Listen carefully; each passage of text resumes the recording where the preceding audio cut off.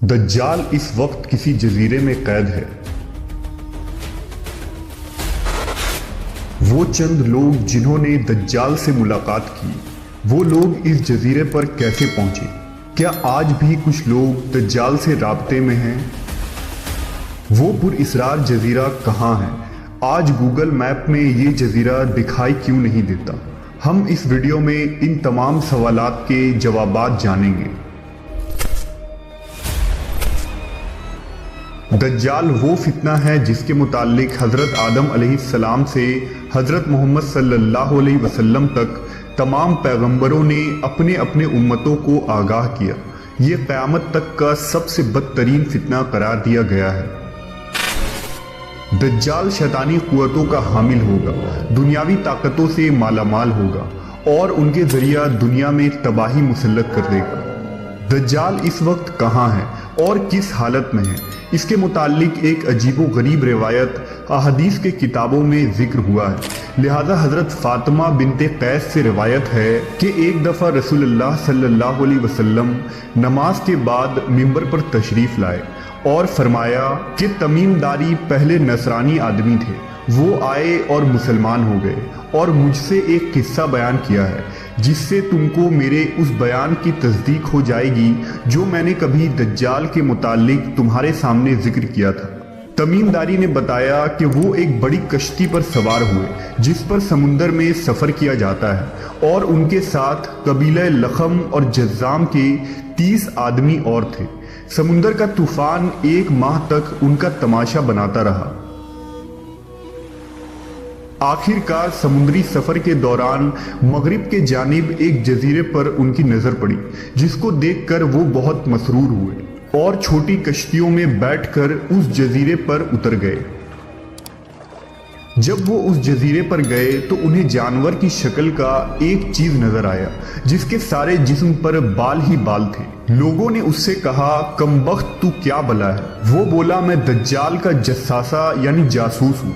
उस गिरजे में चलो, वहां एक शख्स है जिसको तुम्हारा बड़ा इंतजार है। हम लपक कर उस गिरजे में पहुंचे तो हमने एक बड़ा कवि हैकल शख्स देखा कि उससे कबल हमने वैसा कोई शख्स नहीं देखा था। उसके हाथ गर्दन से मिलाकर और उसके पैर घुटनों से लेकर टखनों तक लोहे की जंजीरों से निहायत ही मजबूती से जकड़े हुए थे।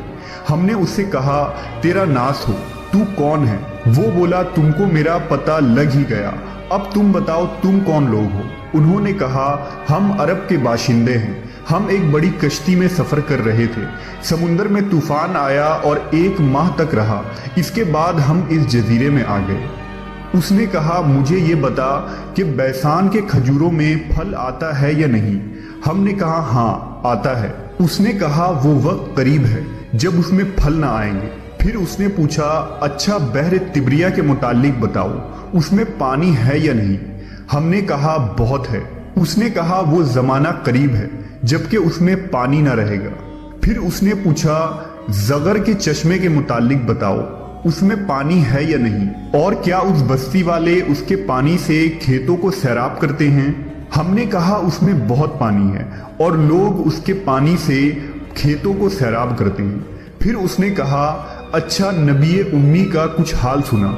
हमने कहा, वो मक्का से हिजरत करके मदीना तशरीफ ले गए हैं। उसने पूछा, क्या अरब के लोगों ने उसके साथ जंग की है? हमने कहा, हाँ। उसने पूछा, अच्छा फिर क्या नतीजा रहा? हमने बताया कि वो अपने गिरदोनवाह पर गालिब आ चुके हैं और लोग उनकी इताअत कबूल कर चुके हैं। उसने कहा, सुन लो कि अरबों के हक में यही बेहतर था कि वो उनकी इताअत कर लें। और अब मैं तुमको अपने मुताल्लिक बताता हूँ, मैं मसीह दज्जाल हूँ और वो वक्त करीब है जबकि मुझको यहाँ से बाहर निकलने की इजाज़त मिल जाएगी। मैं बाहर निकलकर तमाम ज़मीन पर घूमूंगा। 40 दिन के अंदर अंदर कोई बस्ती ऐसी न रहेगी जिसमें मैं दाखिल न होऊंगा, सिवाय मक्का और मदीना के। उन दोनों मकामात में मेरा दाखिला ममनू है।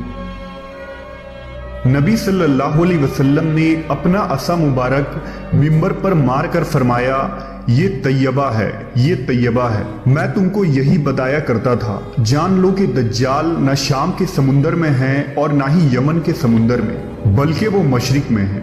اور نبی صلی اللہ علیہ وسلم نے مشرق کی طرف ہاتھ سے اشارہ فرمایا۔ حضرت تمیم داری اور ان کے ساتھیوں نے جس جزیرے پر دجال سے ملاقات کی تھی اس کا علم آج تک کسی کو نہیں ہو سکا، لیکن اس بارے میں بہت سارے دعوے کیے جاتے رہے ہیں کہ وہ پر اسرار جزیرہ کہاں ہے جہاں دجال زنجیروں میں جکڑا قید ہے۔